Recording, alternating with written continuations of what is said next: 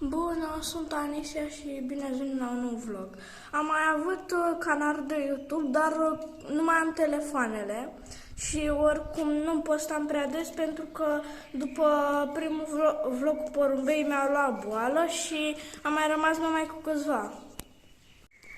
Astăzi facem turul porumbeilor. O săptămână asta urmează să-mi achiziționez vreo 10 voiajori. Nu știu sigur câți, dar până în 10. Deci aici stă să deschid voliera. Este un voiajor 2023, scuzați penele, cred că Năpârlește, nu știu.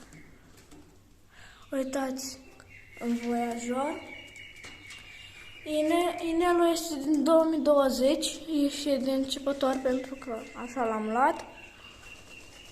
Am avut doi masculi, adică ieri și încă un mascul, doar că mi-a plecat și nici nu era zbura și nu s-a mai întors înapoi, nici la el, nici la mine. Nici la stăpânului vechi, nici la mine. Acum revenim la ceilalți porumbei, scuzați că stau pe jos, dar abia s-au vindecat de boală. Aici avem o ruginie, stați un pic, ruginie, căpăcit pe ruginie.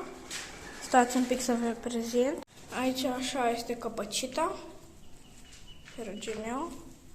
Aici nu-i prea un căpăcit foarte frumos pentru că are o aripă albă.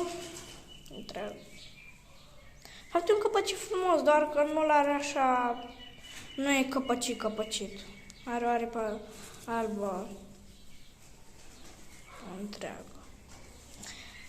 Și aici este ruginiu, foarte frumos.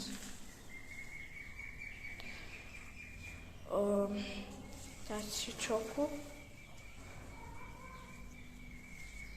Are moț. E singurul porumbel care l-am așa cu moț. De fapt mai am unul, mama ei are moț așa, dar sunt singurele porumbițe care am și aș fi preferat să fie mascul, pentru că la masculi când fac pui, li se ia mai des coloritul și ce mai au ei.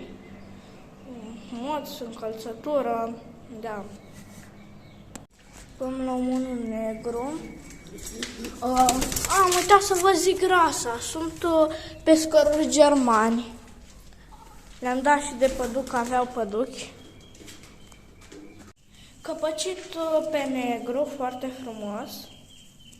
La lumină se vede, zici că e maro, ceva din roșu. Ia uitați. Dar e negru.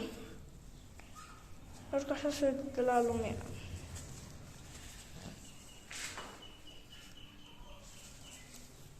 Uitați, ciocul.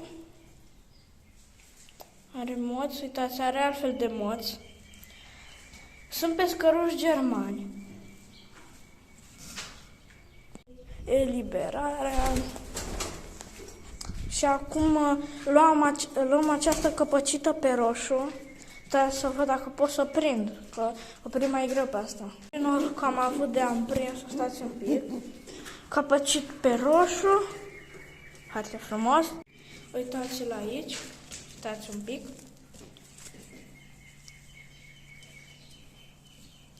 Un roșu foarte frumos. Nu întrebați în comentarii ce preț am dat pe ei sau așa, pentru că i-am luat pe gratis.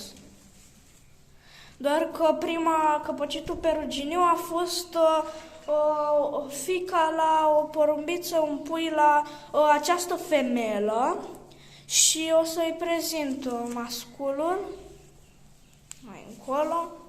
Trecem la un văltat pe roșu, care l-am luat parcă cu 30 de lei. Doamne, ești că e traumatizat, așa țipă. Nu știu ce are. E boală, de aia face așa. Ok, aceasta este porumbița, e pe roșu. O porumbiță foarte frumoasă. Am luat-o, cred că cu 30 de lei, dar la un domn de aici, din Tulcea.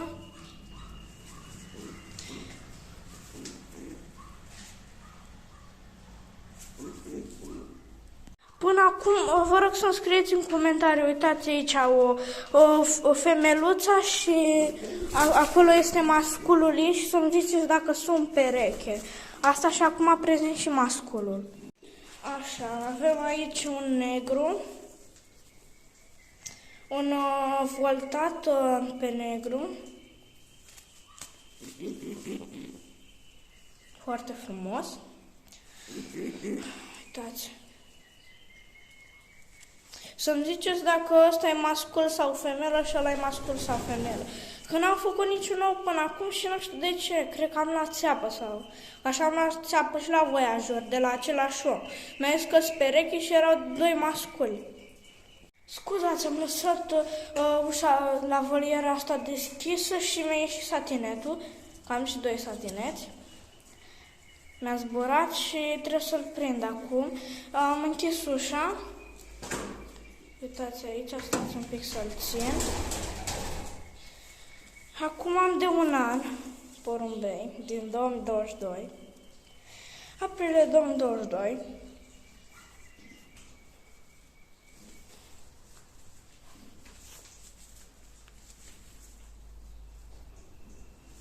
Căpăcit pe gri, pe...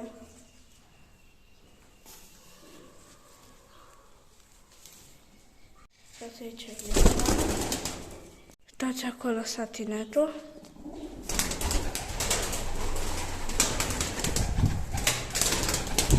Aoleu, nu știu pe unde să mai duce, vreau să-l prind. Presc filmarea și după revin. Gata, a intrat singur.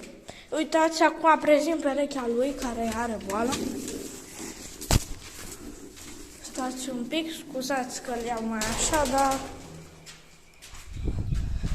Mi-a făcut ouă, dar nu știu de ce nu le clocesc, am făcut 3 serii, nu le-au clocit. Și nu știu de ce, îmi ziceți și mie, îmi scrieți în comentarii. Da, uitați aici.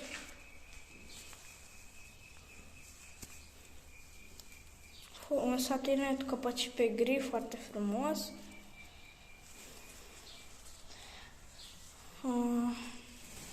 Stați un pic.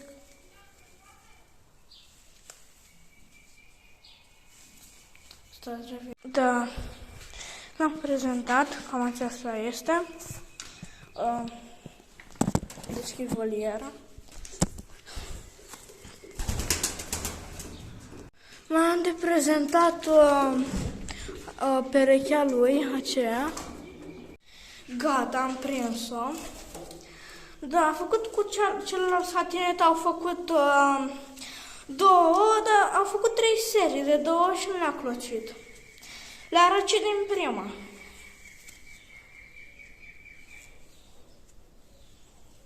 Uitați aici.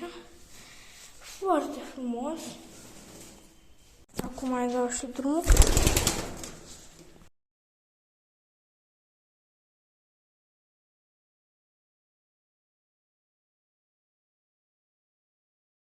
Mai am acest Voiajor, care nu-l prezint acum, dar sigur mă știți de pe TikTok, porumbei pescăruși, și salvez un TikTok de-al meu și îl pun că nu-l prezentam. Pa! Nu uitați de o inimioară și un subscribe. Ne vedem, postez un vlog mâine și când iau achizițiile de Voiajor. Pa!